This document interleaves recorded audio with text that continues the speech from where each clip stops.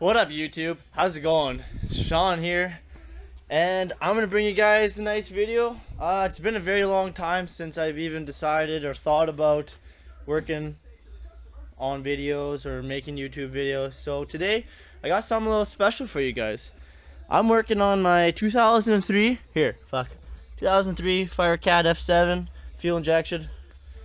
Obviously it's the first year it came out with this, and I have to do a top end rebuild.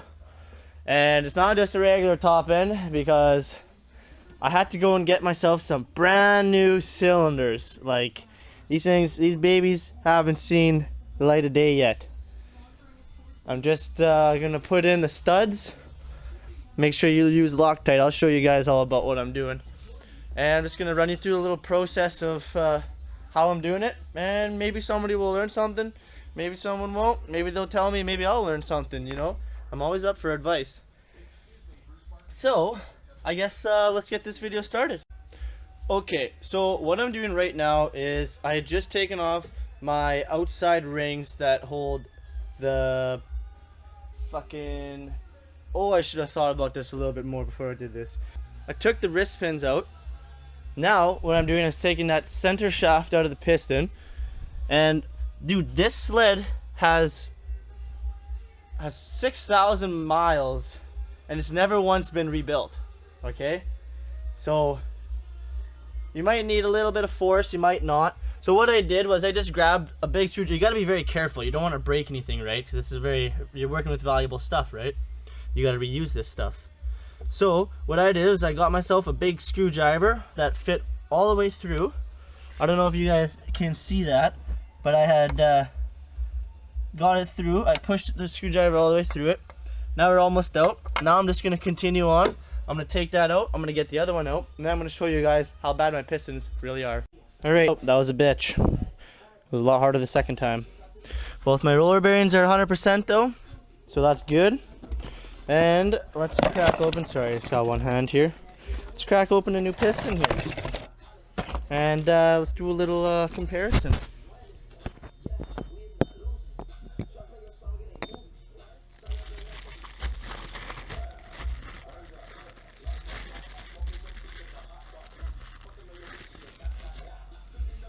Alright, so here we have factory OEM piston, never been used.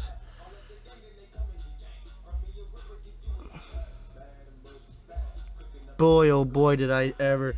Oh my god, if you guys could actually identify that, it is bad. Like, there's a chunk missing, and that's the chunk that most definitely got stuck in the side of my cylinder wall.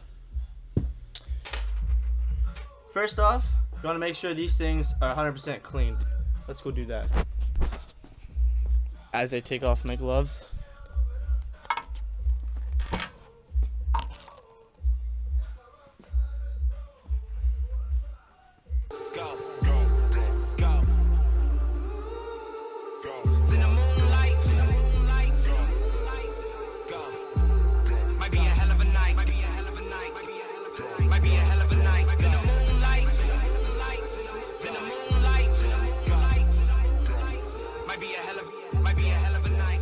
Like that, she's clean. Now what you want to do is you want to just give this a quick second to cool down. You don't want to apply the, well, you can, but I personally don't like to. I apply my Loctite afterwards. And what you do is you're going to want, there's two sides to this bolt. There's a rounded edge, there's a flat edge. Flat edge is going into it like this. So you can take your Loctite here, just going to give her a little bit of a squirt. See, it's still a little bit warm, so it's running, but essentially this is what you want.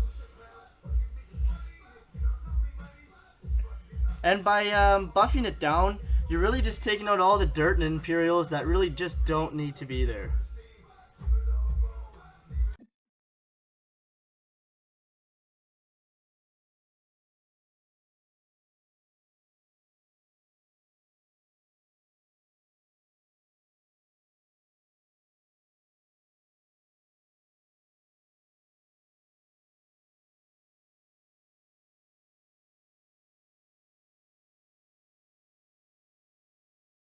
Now, what you have is a perfectly placed stud. like myself. All right, I'm just gonna continue and do the rest three. They're exactly the same, and we'll return shortly. All right, so I got one piston ring on, guys. Here's another one. Honestly, you guys, these things are such hard steel. Don't even be scared to rape on these things a little bit. All I usually do is I just start with one corner and then slowly just all the way around, bloop, just like that. Super simple, super easy. Oh, I got it out, you guys. Right on. Okay. So yeah, that's what happens when you got a seized piston ring. She was in there pretty good. She's even took a little bit of chunk out.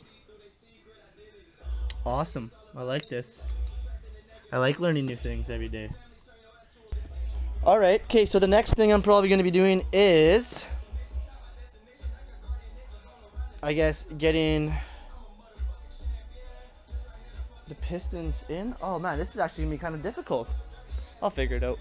The cylinder jug's on. It was kind of a bitch, but luckily I had the support of the boys here to get me through the tough times. So now we're just going to figure out what I need to torque the head bolts to. And then I'm going to put my heads on.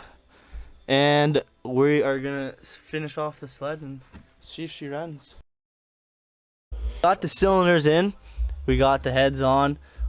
Okay, so torque spec, I looked up on the cylinders. They are anywhere from 32 to 52. You can quote me on that because I've already checked a couple of forums. I know it's a big percentage, but whatever. I did mine 30, 35, and then I jumped to 45, and we're going to see what happens.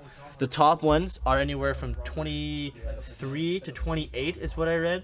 So I'm going to start on 20, go to 25, and then we'll see what happens.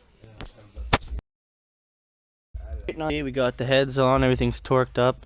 Retaining valves are back on. Got my fucking antifreeze going on. Next thing is just put on the fuel system, put on the exhaust, put the belt, fix my recoil. It's day 2 on the rebuild. It's Sunday here. It's actually a beautiful day today. Fucking one of the warmest days we've had in a long time. We just had a big 3-week spout of minus 30 plus, and that was not fun. So today I am going to be finishing up the sled. I'm going to be putting on my fuel rails. I'm going to be redoing my recoil. I need to put my belt on. I need to attach all my lines, fill it up with fluids, and then I'm hopefully going to be able to start the sled up today and do a little break-in. Hoping you guys can be along for the whole journey. Right now, currently on my way to go get some Tim Hortons because I need some coffee in me. And after that, we'll return back to my place. Here we go. Right here, I have put my fuel system in. I'm just working on this air intake. I gotta tell you, this air intake has got to be the stupidest design ever. It is the hardest thing to put in throughout the entire engine build, and I kid you not. If there's one way I would do this, I would probably take little pods and put it in there or something. But I'm gonna look it up online a little bit and see what happens. But for now, I'm just gonna run it stock, do my break-in properly. I got my fuel lines in, just gotta connect all the wiring, gotta do my main fuel line there. Redo the, obviously you gotta redo this because that's not gonna last that much longer. Gotta make sure I do not forget to put my primary clutch bolt in. She's right there. So far it's looking good. I'm thinking the next 45 minutes I should probably try to pull over and start the sled. I just gotta add some antifreeze and gas and connect everything up, and we'll see how she goes. Right on. Everything is in, and now we are going to try the first startup. So obviously there's not going to be much fuel in the line, so I've pulled it over a couple of times, and now we're going to see if she starts. Oh babe! First pull!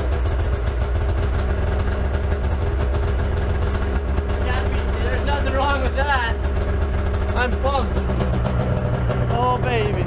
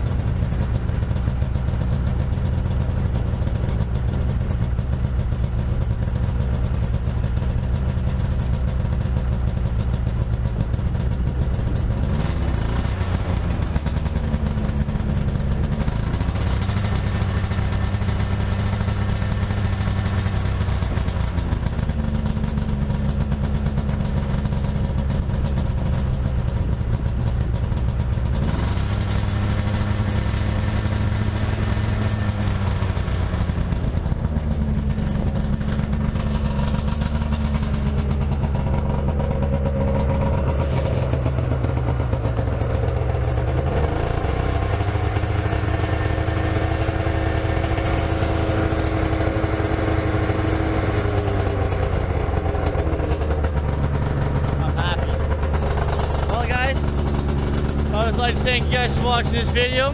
If you liked it, please like. And if you want more, you know, there's always that subscribe button that you guys can click on. But for now, I hope you guys have a great day and keep on living life good.